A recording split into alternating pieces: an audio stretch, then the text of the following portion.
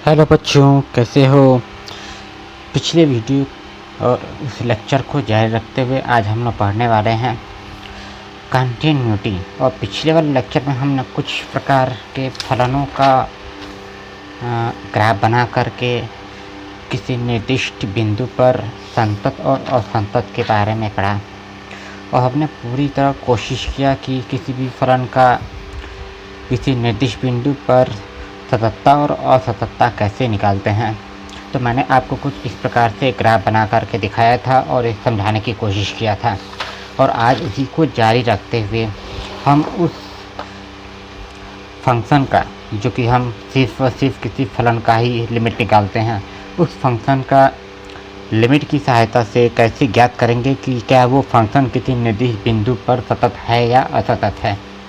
तो चलिए आज हम लोग पढ़ेंगे कंटिन्यूटी, सततता, और इस सततता को हम लोग लिमिट की सहायता से निकालने की कोशिश करेंगे।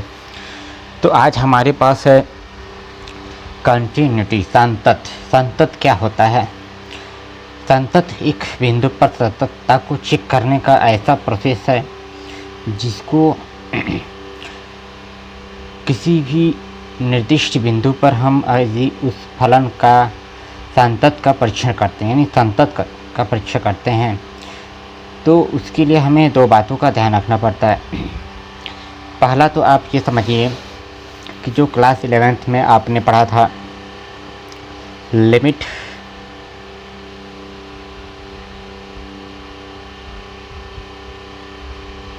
क्लास 11th में आपने पढ़ा था लिमिट एंड डेरिवेटिव।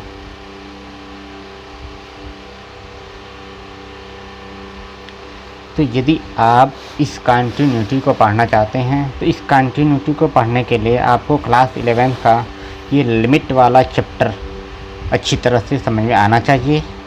और साथ में उसी चैप्टर में आप डेरिवेटिव का भी अध्ययन किए थे।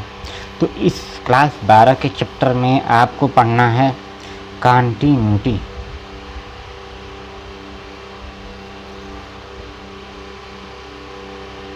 And differentiability.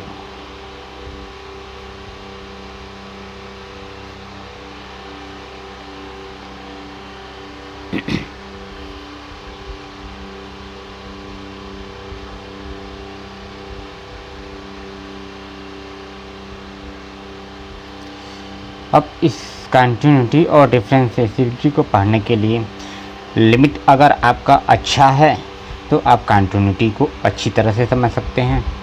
यदि आपका ये डेरिवेटिव भी अच्छा है, यानी आपने डेरिवेटिव को अच्छी तरह से पढ़ रखा है, तो आपको डिफरेंशिएबिलिटी भी अच्छी तरह से समझ में आएगा। ठीक है, तो आज हम लोग इस लिमिट की सहायता से किसी भी फलन के कंटिन्यूटी को चेक करने के लिए एक निर्दिष्ट बिंदु पर ये पता करेंगे कि क्या वो फंक्शन उस निर्दिष्ट बिंदु पर सतत है या असतत है। वैसे एग्ज़ाम में बहुत ही अच्छी तरह से इस प्रकार के क्वेश्चन पूछे जाते हैं जो बहुत ही महत्वपूर्ण और इम्पोर्टेंट हैं। तो देखिए, कंटिन्यूटी का मतलब होता क्या है। किसी भी फंक्शन का हम जब सततता का परीक्षण करते हैं या संतत बिंदु को प्राप्त करते हैं तो उसकी सबसे पहले डेफिनेशन समझिए। एक वास्तविक फलन f(x) को उसके प्रांत के एक बिंदु a पर निरंतर या सतत कहा जाएगा, यानी उसको सतत फलन कहा जाएगा यदि लिमिट x → a पर उस फंक्शन वो जो फंक्शन है वो परिभाषित हो, यानी मौजूद हो, और साथ में उस फंक्शन का मान f(a) के बराबर हो। अब इस बात का क्या मतलब है? लिमिट x → a f(x) का मतलब ये है कि इसको दो प्रकार से निकाला जाता है। और ये फंक्शन इस लिमिट x → a पर परिभाषित है, तो ये परिभाषित होने का मतलब है कि उस फंक्शन की वैल्यू लेफ्ट हैंड लिमिट के लिए कितनी आती है और राइट हैंड लिमिट के लिए कितनी आती है। ये लेफ्ट हैंड लिमिट और ये राइट हैंड लिमिट है। ये आपने क्लास 11th में पढ़ा था। और इस वीडियो में मैं इन दोनों के बारे में डिस्कस करूँगा कि कैसे आपको किसी भी फंक्शन का राइट हैंड लिमिट और लेफ्ट हैंड लिमिट निकालना है। तो यहाँ पर ये कोशिश रहेगा कि जब हम सान्तत्य का परीक्षण करते हैं किसी फंक्शन का, तो वो फंक्शन कैसा होना चाहिए, वास्तविक फंक्शन होना चाहिए। अगर वास्तविक फंक्शन है और उस वास्तविक फंक्शन का किसी बिंदु ए पर वो सतत है, तो उसके लिए आपको 3 प्रोसेस अपनाने पड़ेंगे। पहला, उसी फंक्शन की वैल्यू राइट हैंड लिमिट पर, उसी फंक्शन की वैल्यू लेफ्ट हैंड लिमिट पर, और साथ में उस फंक्शन का मान ए पर तीनों इक्वल आना चाहिए। यदि तीनों इक्वल है तो आप समझ सकते हैं कि ये जो फंक्शन है ये फंक्शन कंटिन्यूअस कहलाएगा, अदरवाइज वो डिसकंटिन्यूअस होगा। तो चलिए देखते हैं इसको निकालने के प्रोसेस क्या हैं। तो मैं यहाँ पर सबको इन्फॉर्मेशन में डिटेल में स्टेप बाय स्टेप बताऊँगा और बिल्कुल अच्छी तरह से समझाने की कोशिश करूँगा। आज आपका पूरी तरह से किसी फंक्शन का सान्तत्य का परीक्षण करने का जो तरीका होता है वो एकदम डाउट क्लियर हो जाएगा। तो चलिए देखते हैं। सबसे पहले काम है, ये तो आपको क्लास 11th में पढ़े थे, ये क्लास 11th की और ये क्लास 12 के लिए, ठीक है। यदि आपने क्लास 11th में ये लिमिट और डेरिवेटिव को नहीं देखा है तो मैंने इससे पिछले वाले लेक्चर में आपको लिमिट से संबंधित जो वैल्यू निकालने के लिए बताया था उसको ज़रूर आप देख लीजिए। लिमिट के कई प्रकार के तरीके बताया, सब्स्टिट्यूशन मेथड बताया और रैशनलाइजेशन मेथड बताया। इसी प्रकार से 3-4 विधियाँ मैंने बताया और कुछ फार्मूले के आधार पर बताया, ठीक है। एक और फार्मूला इसमें मैं लेकर चलूँगा, वो मैं सवाल को हल करते वक्त बताऊँगा।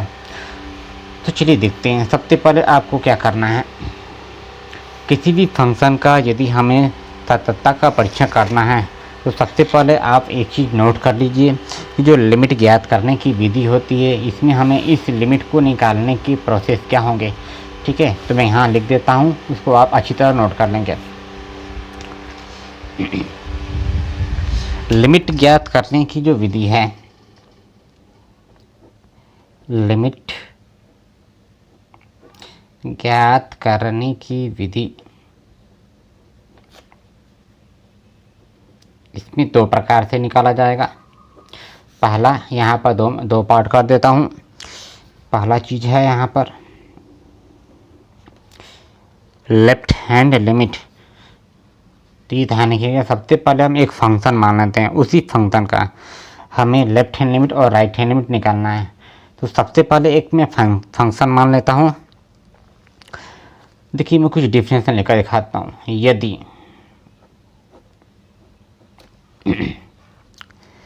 किसी फलन का दिए गए बिंदु पर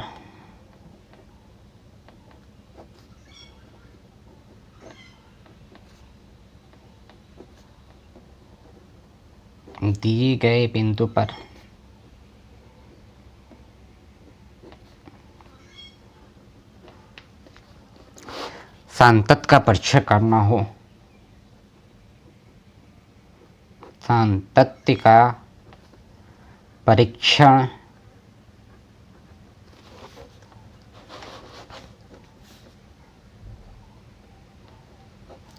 करना हो तो आपको क्या जरूरी है, मान लेते हैं कि एक फंक्शन है, वो function limit x tend to a पर हमें वो फंक्शन f(x) के लिए सान्तत्य का परीक्षण करना है। सान्तत्य का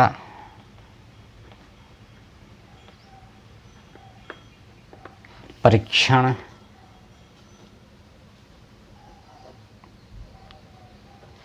करना है। अब सान्तत्य का परीक्षण करने के लिए हमें 2 प्रोसेस अपनाने पड़ेंगे। पहला, लेफ्ट हैंड लिमिट के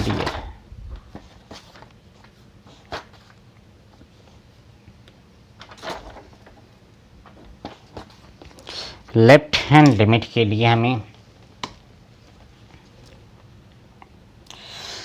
ध्यान दीजिएगा, लेफ्ट हैंड लिमिट के लिए क्या नियम है इसको ध्यान समझेंगे। लेफ्ट हैंड लिमिट के लिए हमें जिस लिमिट पर उस फंक्शन की वैल्यू निकालनी है। वहाँ पर लेफ्ट हैंड लिमिट के लिए ए माइनस लिखेंगे। मान लीजिए एक फंक्शन है ये एफ एक्स, इस फंक्शन की वैल्यू लिमिट एक्स टू ए पर हमें लेफ्ट हैंड लिमिट निकालनी है। इसके लिए हमें ए पर माइनस लिखना है। ए माइनस का मतलब ये होता है कि ए से थोड़ा सा कम, यानी ए से कम। ए माइनस का मतलब ए माइनस नहीं है, ये ध्यान रखिएगा, बल्कि ए से कम। ये मैं आपको सवाल में हल करते हुए पूरी तरह अच्छी तरह बताऊंगा। उसके बाद आपको मान लेना है, माना x, जैसे यहाँ पर a माइनस है, a माइनस का मतलब a से कम, तो मान लेते हैं कि जो x है वो a से h कम है। अगर a से h कम है तो इसका रूपांतरण कर देंगे हम लोग limit x tend to a minus, और इसको a माइनस से रूपांतरित कर देना है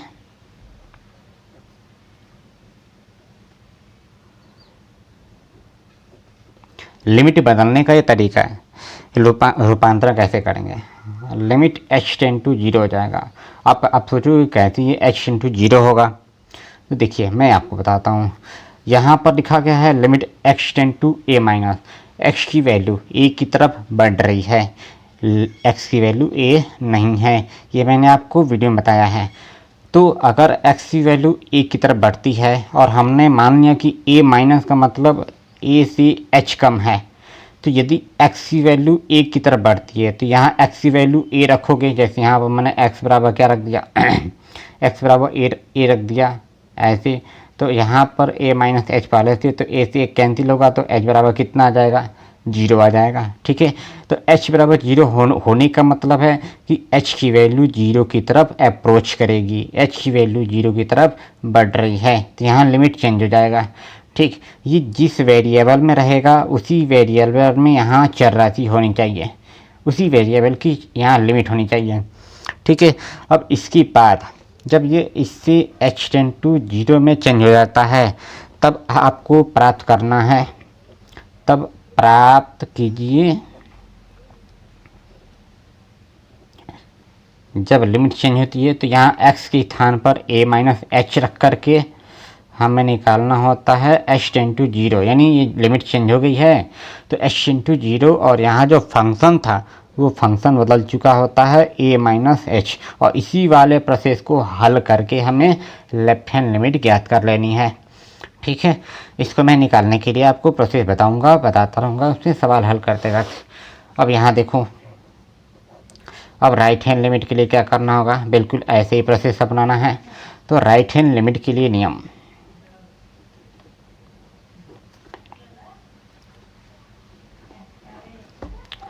इसके लिए राइट हैंड लिमिट का मतलब x tend to a positive, यहाँ किसका हमें निकालना है, इस फंक्शन का, x tend to a plus पर इस फंक्शन का वैल्यू निकालना है।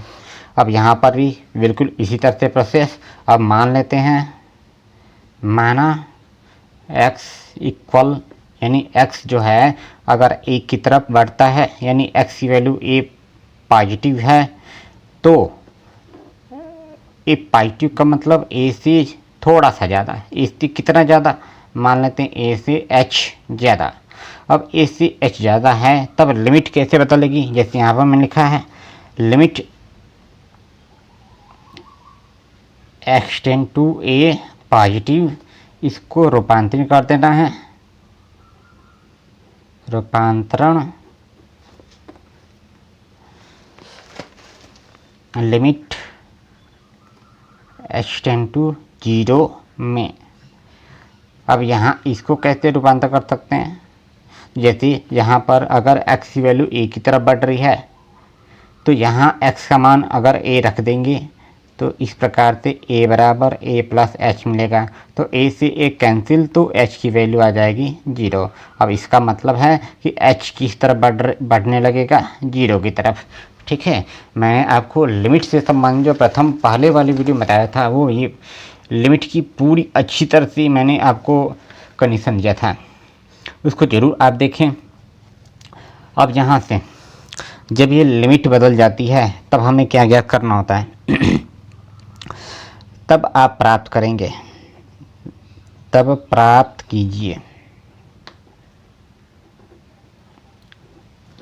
तब आपको प्राप्त करना है लिमिट h टेंड टू 0, और हमने जब x को माना था a प्लस एच, यानी x का मान a से ज़्यादा, a प्लस का मतलब a से ज़्यादा, तो a प्लस एच लिखा था, तो इसको रिप्लेस कर देंगे, तो x के स्थान पर a प्लस एच, और इसी को हल करके हम लोग राइट हैंड लिमिट की वैल्यू आसान से निकाल लेंगे।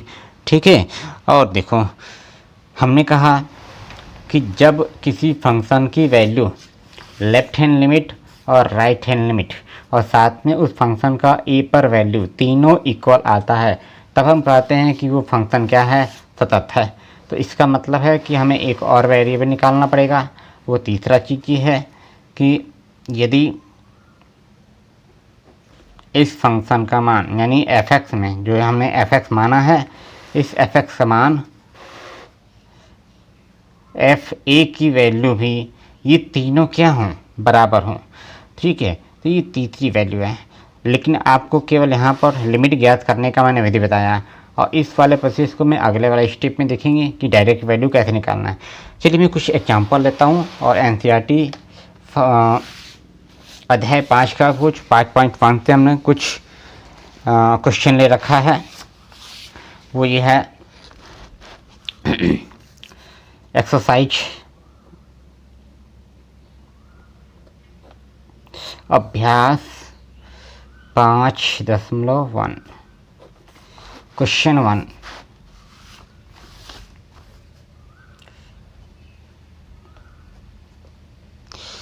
प्रश्न 1 में हमें गिवन है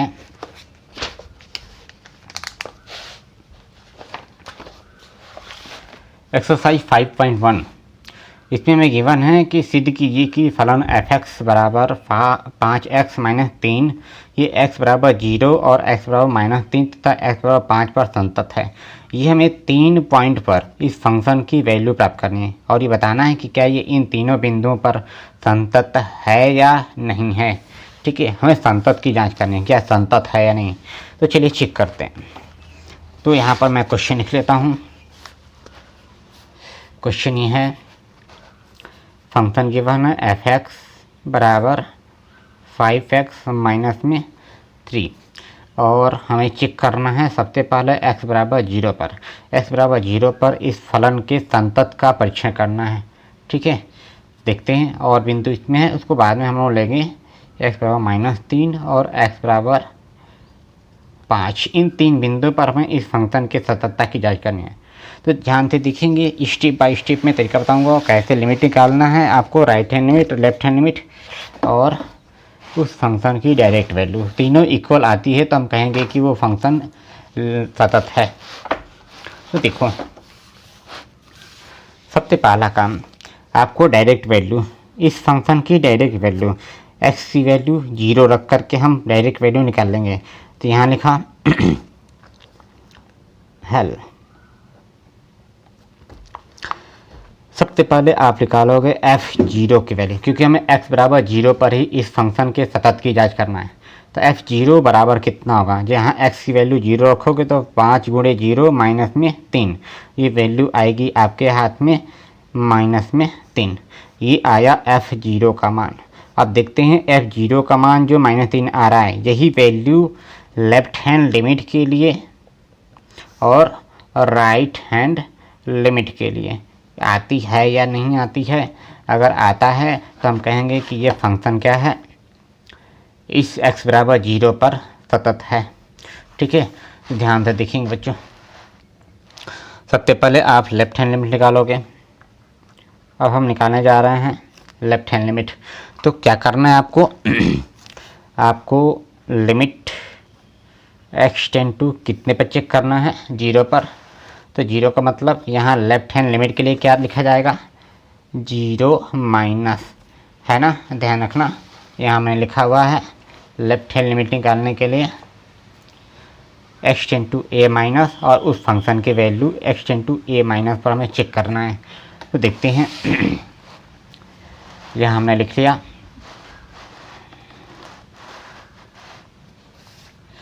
जीरो माइनस, और किसको हमें एनालाइज करना है, इस फंक्शन को।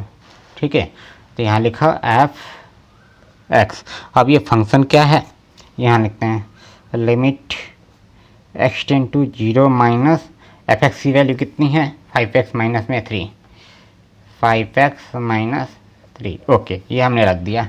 इसके बाद आपको ये मानना है, जैसे मैंने यहाँ लिखा था, आपको ये मानना है कि माना x बराबर a माइनस एच, फिर उसके बाद लिमिट को रूपांतर करेंगे इस प्रकार से। ठीक है, अब ध्यान देना अब क्या कर रहे हैं। अब यहाँ से मैं रूपांतर करता हूँ। अब मान लिया, माना x बराबर 0 माइनस का मतलब 0 से कम, थोड़ा सा कम, ज़्यादा नहीं, बहुत ही थोड़ा सा कम।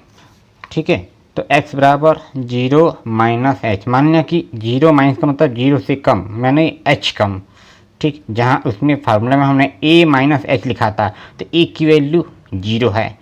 ठीक, तो 0 माइनस एच। अब इसको इस फंक्शन में जहाँ x है वहाँ पर 0 माइनस एच रिप्लेस कर देंगे, और रिप्लेस करने के बाद ये लिमिट को बदल देंगे। अब लिमिट कैसे बदलेगा मैं देखो यहाँ दिखाता हूँ। लिमिट बदलने का तरीका क्या, लिमिट बदलने के लिए जैसे यहाँ पर हम 0 माइनस का मतलब 0 से कम ले रहे हैं, उसका मतलब क्या है इसको समझना। जैसे मान लो यहाँ पर कोई पॉइंट है 0, यानी ये x की वैल्यू है 0। अब 0 से कम का मतलब हम इधर से लेंगे, 0 से कम थोड़ा सा ही कम, तो होगा 0 माइनस एच, और ये 0 माइनस एच x की वैल्यू आएगी, यानी x जो है वो 0 से कम है। ठीक, तो 0 से कम का मतलब इसलिए हमने x बराबर 0 माइनस एच माना। अब 0 से कम होने का मतलब कोई ज़्यादा हमें इसमें कमी नहीं करनी है, बहुत ही थोड़ा सा चेंजिंग करनी है। ठीक है, इसके बाद जब यहाँ पर हमने माना x बराबर 0 माइनस एच, तो x की वैल्यू यहाँ पर देख रहे हो 0 की तरफ बढ़ रही है, तो x की वैल्यू 0 की तरफ बढ़ती है, तो इसका मतलब यहाँ x की वैल्यू 0 रखोगे तो 0 बराबर 0 माइनस एच होगा।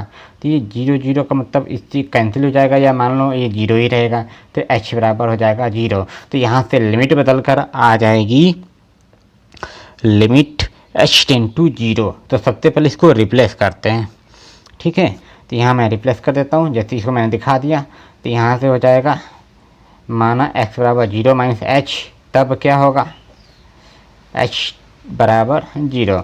इसलिए यहाँ से लिमिट बदल करके आ गई लिमिट h टेंड टू 0, और जहाँ जहाँ x है वहाँ पर हमें 0 माइनस एच रिप्लेस करना है। तो 5 गुणा x की वैल्यू 0 माइनस एच और माइनस में 3। अब ध्यान देना बच्चों, यहाँ पर लिमिट बदल गई है। यहाँ जिस वेरिएबल में ये फंक्शन बदलेगा उसी वेरिएबल, उसी चर राशि में लिमिट भी रहेगी, इसीलिए यहाँ पर हमें लिमिट बदलना पड़ता है। ठीक है, इसीलिए हमें यहाँ पर लिमिट बदलना पड़ता है।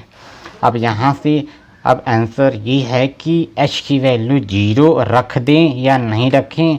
तो मैंने जब आपको लिमिट पढ़ा रहा था तो उसमें ये बताया था कि आप h की वैल्यू 0 तभी रख सकते हैं जब इस पूरे फलन का मान इनडिटरमिनेंट फार्म ना मिलता हो। और इनडिटरमिनेंट फार्म क्या होता है, 1/0 नहीं आना चाहिए। तो आप देख रहे हो कि h की वैल्यू 0 रखने पर कोई फ़र्क नहीं पड़ता, इनडिटरमिनेंट फार्म नहीं मिलता है। तो यहाँ पर हम लोग लिमिट ले सकते हैं, तो लिख सकते हैं लिमिट लेने पर, या टेकिंग लिमिट लिख सकते हो। तो लिमिट लेने पर यहाँ 5 गुणा 0 माइनस h की वैल्यू 0, तो 0 रख दिया, माइनस में 3 पहले से, ये पूरी तरह से 0 और 0 में से 3 को माइनस कर देंगे तो माइनस में 3 वैल्यू मिलेगी। तो ये जो वैल्यू आई है वो limit x tend to 0 minus की वैल्यू आई है इस फंक्शन के लिए। ठीक है, अब इसके बाद हम लोग निकालेंगे राइट हैंड लिमिट। अब राइट हैंड लिमिट के लिए निकालने के लिए बिल्कुल ऐसे ही लेफ्ट हैंड लिमिट की तरह प्रोसेस है, बस 0 माइनस का मतलब 0 प्लस कर देंगे राइट हैंड लिमिट में। तो देखो राइट हैंड लिमिट में हमें फंक्शन गिवन है लिमिट, ध्यान देना, इसमें हमें निकालना है लिमिट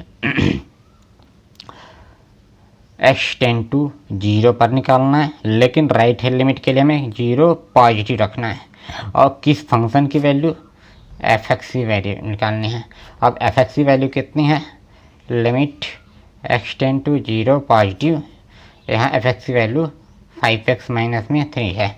ठीक है, यहाँ पर ये ध्यान दीजिएगा कि दोनों के लिए लेफ्ट हैंड लिमिट और राइट हैंड लिमिट दोनों के लिए एक ही फंक्शन दिया गया है। जब और आगे चलोगे यानी और अगले क्वेश्चन में आएंगे तो उसमें इसी फंक्शन का मान कई प्रकार से अलग अलग कंडीशन में देने लगेगा। ठीक है, उसको अभी हम लोग देखेंगे। तो यहाँ पर अभी तक फ़िलहाल एक ही फंक्शन चल रहा है। अब यहाँ से मानना है, माना x बराबर, देखो x टेंड टू 0 प्लस 0 से अधिक, मतलब कि 0 से इस साइड में, 0 से इस साइड में, तो 0 से इस साइड में 0 से कितना अधिक, बहुत ही थोड़ा सा चेंज है। तो थोड़ा सा चेंज का मतलब कि 0 प्लस, और ये 0 प्लस जो होगा वो किसके लिए होगा, x के लिए होगा। ठीक है, x में बस h हमने ज़्यादा कर दिया। ठीक, कोई ज़्यादा चेंज नहीं है, बस थोड़ा सा चेंज है। ठीक है, तो यहाँ लिखेंगे x बराबर 0 प्लस h। अब इस स्थिति में जैसे यहाँ पर लिखा वैसे यहाँ पर फिर वेरिएबल बदलना है। तो तब यहाँ पर देखो क्या हो जाएगा, अगर x 0 प्लस h ज़्यादा है तब h बराबर 0 हो जाएगा। अब ये कैसे होगा, जैसे मैंने यहाँ पर इसको दिखाया उसी प्रकार से आप समझ सकते हो कि जब x बराबर 0 प्लस h है और x की वैल्यू 0 की तरफ अप्रोच कर रही है, बढ़ रही है, तो हम x की वैल्यू 0 रखेंगे तो ये 0 प्लस 0 ऐसे लिखा जाएगा, यानी h बराबर 0। तो इसका मतलब लिमिट h टेंड टू 0 की तरफ बढ़ेगी। तो लिमिट बदल गई। अब लिमिट बदलती है तो इसलिए लिमिट h टेंड टू 0, अब यहाँ पर जहाँ x है वहाँ पर क्या रखना है, 0 प्लस h, तो गुणे 0 की x के स्थान पर 0 प्लस h माइनस में 3। अब यहाँ पर फिर वही बात आएगी कि क्या हम h की वैल्यू 0 रख सकते हैं कि नहीं। तो हमने आपको बताया कि यदि h की वैल्यू 0 रखने पर इनडिटर्मिनेंट फॉर्म नहीं मिलता है तो आप बिना किसी डर का h की वैल्यू 0 रख सकते हो। तो देख पा रहे हो h की वैल्यू 0 रखने पर कोई फ़र्क नहीं पड़ता, इस प्रकार का फॉर्म नहीं मिलता। तो यहाँ पर लिमिट ले सकते हैं। तो लिमिट लेने पर, तो लिमिट लिया हमने तो ये हो जाएगा 5 गुणा 0 प्लस h की वैल्यू भी 0 माइनस में 3। इसको सॉल्व करने पर आएगा माइनस में 3, ये पूरी तरह से 0 हो जाएगा और 0 में से 3 को माइनस कर देने पर माइनस में 3 आ गया है। तो अब आप क्या देख रहे हो, यहाँ आपको दो चीज़ नज़र आ रहा है। एक तो मैंने डायरेक्ट वैल्यू निकाला है, डायरेक्ट वैल्यू 0 पर इस फंक्शन का मान x बराबर 0 पर -3 आ रहा है, और दूसरा चीज़ लेफ्ट हैंड लिमिट की वैल्यू भी आपको प्राप्त हो रही है माइनस में 3, और तीसरा चीज़ राइट हैंड लिमिट की वैल्यू भी आपको x माइनस में 3 प्राप्त हो रही है। मतलब ये है कि जो हमने ये संतत्व का परिभाषा पढ़ा कि यदि एक वास्तविक फलन f(x) जिसके प्रांत के एक बिंदु a पर निरंतर क्या हो, सतत हो, यानी वो परिभाषित हो, तो अगर इस लिमिट की वैल्यू f(x) परिभाषित है तो और वो fa के बराबर है तो हम कहते हैं कि वो फलन क्या है, x बराबर a पर सतत है। अब सतत कब होगा, जब ये तीनों वैल्यू इक्वल आती हो। Limit x tend to a plus f(x) बराबर limit x tend to a minus f(x) बराबर fa की वैल्यू हमारा 3 आया है, और यहाँ पर लेफ्ट हैंड लिमिट की वैल्यू भी -3 और राइट हैंड लिमिट की वैल्यू भी -3। तो इस प्रकार से हम कह सकते हैं यदि ये तीनों चीज़ इक्वल आता है तो इसका मतलब है कि यह जो फंक्शन है ये फंक्शन x बराबर 0 पर सतत है। ठीक है, तो हम इसको लिख सकते हैं कि चूँकि यहाँ पर लिख सकते हैं चूँकि लेफ्ट हैंड लिमिट बराबर राइट हैंड लिमिट बराबर f(0) के बराबर, तीनों वैल्यू बराबर है। इसका मतलब इसलिए जो फंक्शन है f(x) कामा x बराबर 0 पर क्या है, सतत है। ठीक है, इसी प्रकार से आप x बराबर -3 पर भी चेक कर सकते हो।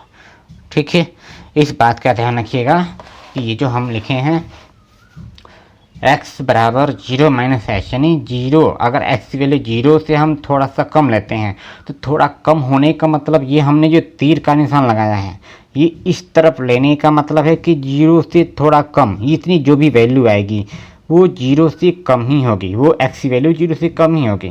लेकिन वास्तव में ये जो 0 माइनस एच है वो सब मिला करके 0 की तरफ ही बढ़ रही होती है।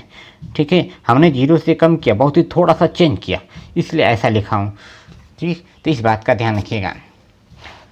अब इसी प्रकार से यदि आपको दूसरे वाले कंडीशन में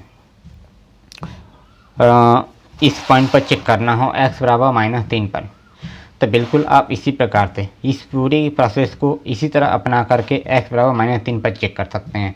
ठीक है, इसमें कोई डाउट नहीं है। आप ये जो मेरे लिखने का तरीका है, इस लिखने के तरीके को आप बिल्कुल अपने दिमाग में बैठा लीजिए। जितने भी फंक्शन दिए जाएंगे वो सभी फंक्शनों का मान या सभी फंक्शनों की सततता की जांच बिल्कुल आप इसी प्रकार से करेंगे। ठीक है, इसी प्रकार स्टेप बाय स्टेप करेंगे, इससे कोई और अतिरिक्त नहीं जुड़ेगा। ठीक, अब यहाँ पर तो हमें केवल संतत का परीक्षण करना था। कभी कभी ऐसा होता है कि वो फलन क्या होते हैं और संतत हो जाते हैं, तो उसके बारे में आगे बात करेंगे, वो क्वेश्चन आएगा।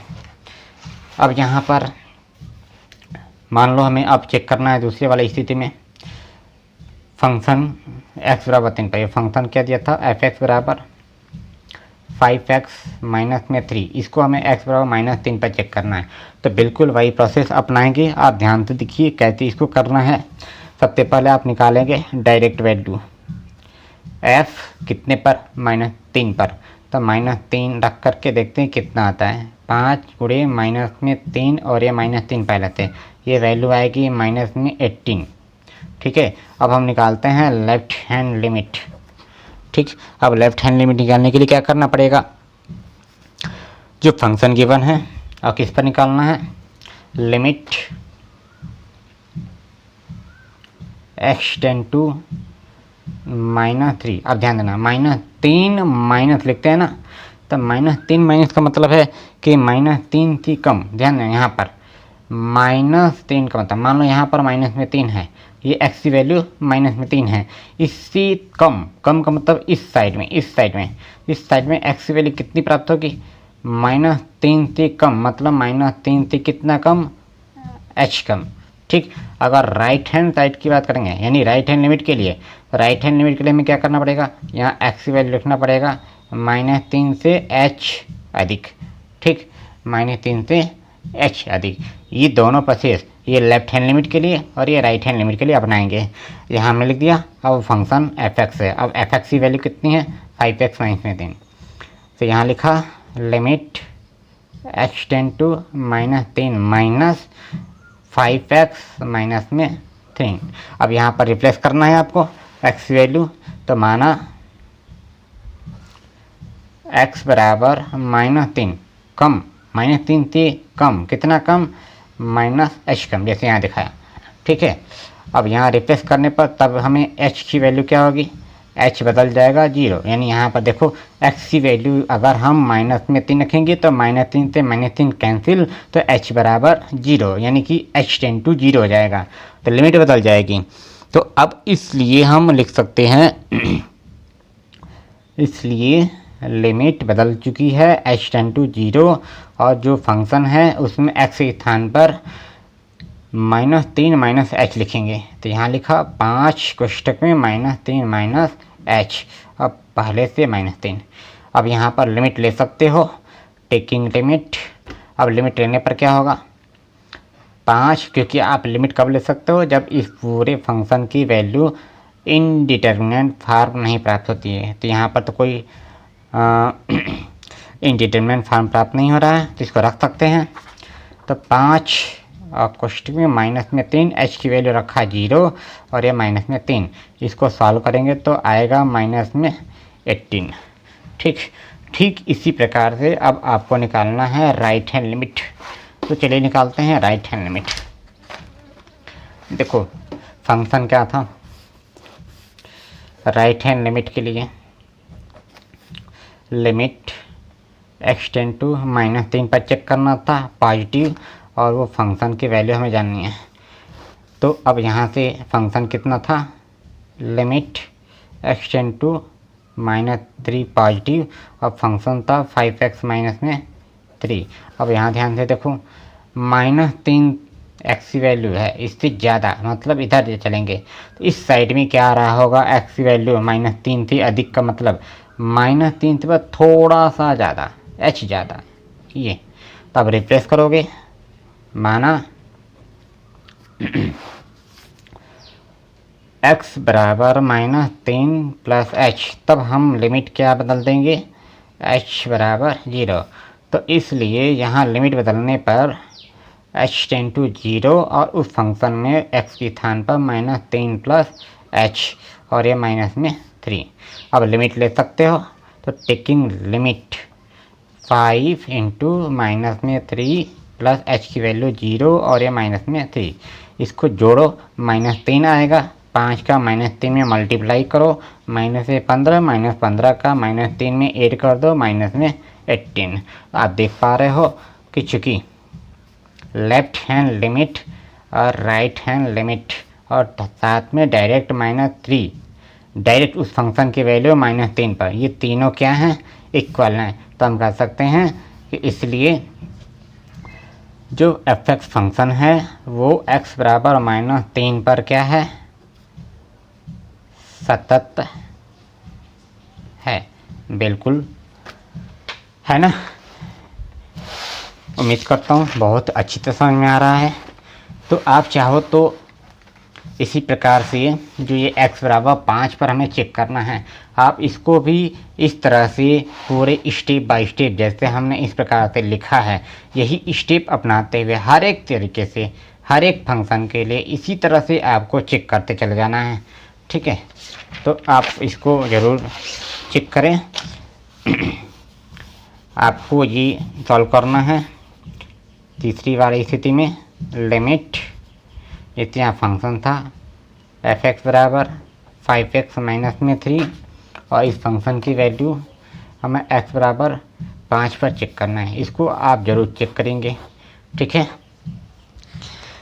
तो उम्मीद करता हूँ बहुत ही अच्छी तरह ये आपको समझ में आया होगा। बस आप इसको 2-3 बार रिवीजन कर लेंगे तो आपका पूरा कॉन्सेप्ट क्लियर हो जाएगा। यदि आपको कहीं कोई डाउट होती है तो आप हमें कमेंट सेक्शन में लिखकर जरूर बताएं, जिससे हम आपकी उस समस्या को हल कर सकें। तो प्यारे बच्चों, ऐसे ही आप खुश रहें, मस्त रहें और अपने आसपास सफाई रखें। ठीक है, धन्यवाद।